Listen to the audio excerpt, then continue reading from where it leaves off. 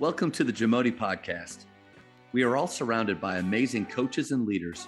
So let's get an inside look at not just what they do, but how they do what they do. After all, becoming the best versions of ourselves is JAMODI, just a matter of doing it. Coaches, the JAMODI podcast is powered by Shoot 360. The future of basketball has arrived in Dallas-Fort Worth. Shoot 360 combines the latest sports technology with the fundamentals of basketball skill development. The result is a one-of-a-kind video game-like basketball program designed to improve your shooting, dribbling, and passing. Visit shoot360dfw.com to learn more and register for your free 1-hour workout evaluation. Shoot 360, the future of basketball is here.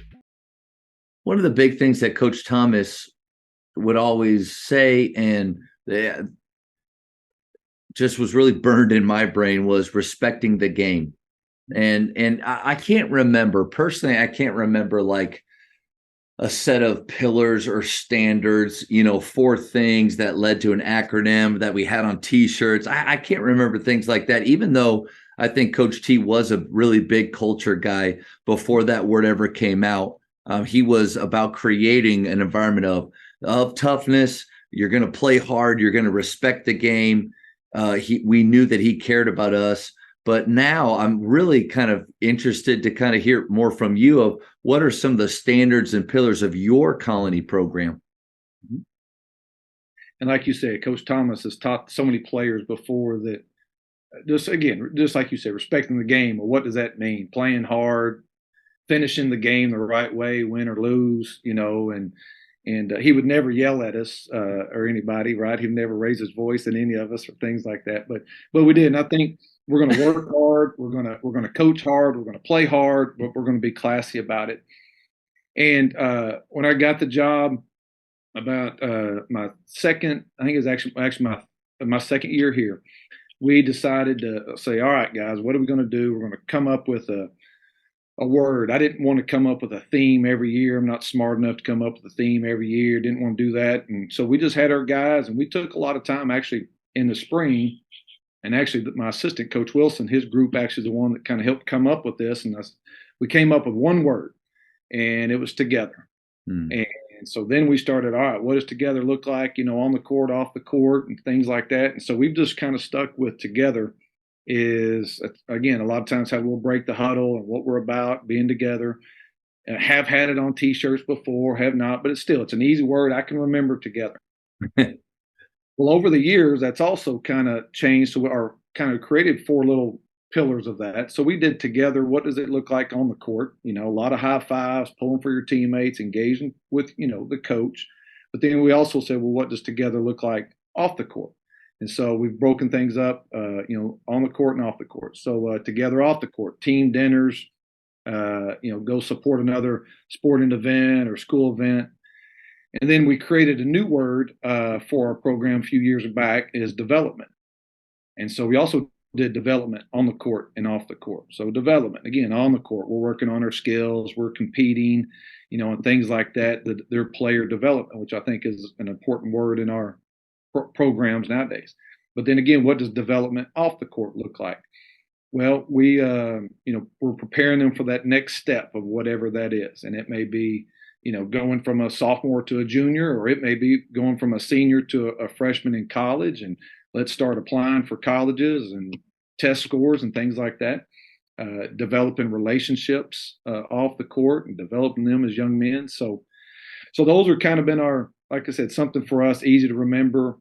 We've got together, and we have development, and it's both of them, on the court and off the court. And again, you start talking about those things and those pieces, and then it creates the culture. And I think that's the way we kind of go at it. We go with those 4 things, the culture will create itself. I think if we try to talk about culture and do the other things, it's not going to work. So we work on these 4 things, and it'll help our culture. So I think by tackling it that way, they don't even realize the culture that they are creating. It's just a part of them. Again, it goes back to maybe that authenticity piece. I mean, I for years, I would choose different acronyms and try to beat them over the head with it and say, cram it right down their throat. This is your culture. This is who we are. Accept it and go on. And then about a year or two ago, with the help of my assistant coaches, it was okay, how do we actually speak to each other? What words do we use? What's actually important to our program? And then without having to worry about a fun acronym or something that looks good on a poster, here are the 5 words, actually 4 words. And then it was Bruce Brown, who runs Proactive Coaching, had a great nugget about allowing your players to choose one of those pillars. What's important? Maybe your seniors that year. What's really important to you guys? So like this last year, it was leadership. That was a part of our culture that they really felt like was going to be important, and they wanted to leave behind. And this next year, it's another word, and passion. They've already decided what next year's is, and this group of seniors and this next year's team, they want to be a very passionate group. So the other 4 still work because it's just who we are. It is that culture established itself over the years, but it's more of like an organic way of doing it rather than here's your 6 words. We're going to put it on everything and you will like it. I think that's a tough way. Yep. And when they start doing it, and a lot of times if you let them come up with, we talk about what do we need to get better at, competing or, whatever it is. And they're going to say what you want them to most of the time anyways. And they take ownership of it, and you kind of guide them to what you want. And like I said, that's giving them that ownership of it. Yeah. And, they're co-creators of this thing. You and I haven't scored a point in your 19 years and my 10. I haven't scored a point. So we kind of need these guys to really be on board with what we're doing. Yep, it is. And when they get it and they take ownership of it, it's contagious in the bleachers. It's contagious through the school. It's a fun thing to watch. Even when someone goes and scouts you, or they're like, man, your kids are doing this for you. How do you get your kids to clap for each other? How do you get pull for each other? And so anyway, when they connect like that, it's fun. And I like the fact that your culture is based on 2 sides too, like not just on court, but off the court. And I think sometimes we're guilty of our standards, the pillars of our programs being one way, either way. So like it's all basketball. It's all about the way we play and what we do there, even though it might bleed over, but that's the only thing we focus on. Or it can be all character and habits and not really focus or translate that much to the court. And I think the way you're doing it, there's a nice blend between both. And I think that's really smart. Well, and I think, this too, I've got to you've got to spend time with it. And a lot of times we think, I got to hurry up there and we got to get these shooting drills going, or we got to get to practice and we got to, or get to the weight room, whatever. We've got to, when these kids are playing so much and shooting so much and doing things, an extra 15 minutes or 30, whatever it takes, where you can, and I'm also like writing things down, them hearing it. Some kids can get it that way, but we try to write it down, give them some sort of notebooks or something they can write in and jot some things down. And I think it becomes a little bit more real. And then sometimes when we have a player meeting or something, hey, bring your notebook in here, and or they'll leave them in their lockers and we can go in there and look at them and stuff as well too. And so that's kind of nice too, when they can write some of these things down.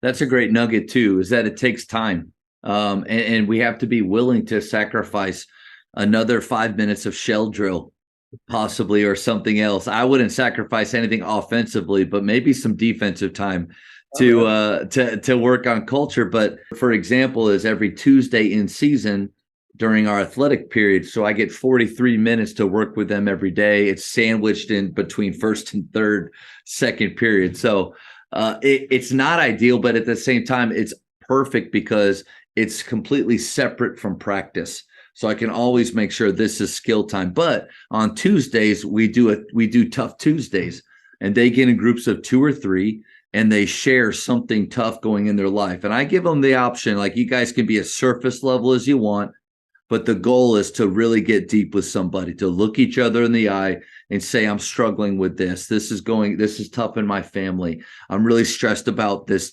test coming on. And this girl broke my heart, like something really tough in your life. And it's always funny because you think, well, they're not going to share. It's going to be crickets. I usually tell them, like, we'll go for 30 seconds to a minute. And then at around 3 minutes, I finally stop them and bring them back in. And I always ask, guys, was that a waste of time? And across the board, no, coach, like we love that. That's those things that are culture based. They matter, and it's not a waste of time. Even though it has nothing to do with the ball in their hands, golly, leads to winning, leads to an enjoyable experience, leads to memories, to close relationships. I think you're right on the money, Coach. It's really important. I agree, and I would say I think we're all guilty sometimes of getting an extra possession or got to get out there quicker and hurry through. They got to teach the offense, but that goes back to what we talked about at the beginning. Getting back to some basics and keeping it simple. Again, I got to do a better job of that as well too. Getting back and spending a little bit more time and engaging with them and talking with them and things. So, and what you said about when they're sharing, some things going on in their world and tough things like that, and we often don't realize what is going on with them sometimes. And just taking that little time to talk about, and it may not be anything major, something major in a family or anything, but they might just be in a struggling point over something. And a little time talking with them or whatever can go a long ways. So I actually got this idea from a good friend today. You were talking about spending that time with them, and I'm looking forward.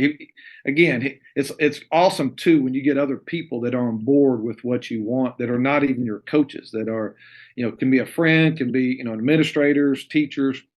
And if something was on his mind, he just said, "Hey, I got this from somewhere." He goes, "What would your players do if everybody wrote down secretly one or two words, that they're struggling with right now, and as a coach, you're able to get it. They do it anonymously. You put them up on the board, and people see, like, how can I help somebody else that's going through whatever I'm struggling with." Being depressed a little bit, or I'm struggling with my confidence, or I'm struggling with, just being happy or whatever, something along those lines. And then what would you do if I knew you were struggling, or if you knew I was struggling? What would I say to you to kind of get you through that? What would you say to me to get me through that? So it might even change. I'm looking forward to kind of experiment with that. And if we know somebody's struggling, what do we normally do as people? And we reach out to them and we help them. We send them a text, or we encourage them in practice or whatever. So like I said, I just got that actually today, and looking forward to trying to kind of use it. And like I said, it's neat when you get ideas from other people like that. And that's what we do. We borrow and steal, but it's really good when somebody took the time to come share that with me today. I love that. I love to hear how that goes. So, just kind of remember to shoot me a text or something because that is a great activity. Thank you for checking out today's episode.